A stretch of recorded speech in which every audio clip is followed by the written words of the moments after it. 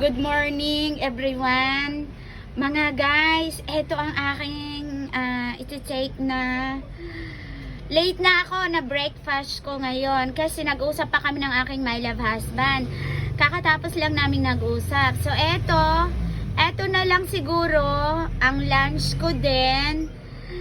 Pandesal. Ayan po. Pandesal bread. Yan masarap po. Oh. Binili ko yan, 20 pesos, tapos isa lang na ganitong maliit na peanut butter. Oh, eto po yon. Ang ganda guys, masarap to. Peanut butter 55, maliit lang yan na jar, oh. Yung napakaliit. So eto mga guys, eto yung kakainin ko ngayong. Pinakano ko na lang to mga guys, lunch kasi mag-11 na. Kakatapos sa kaluga.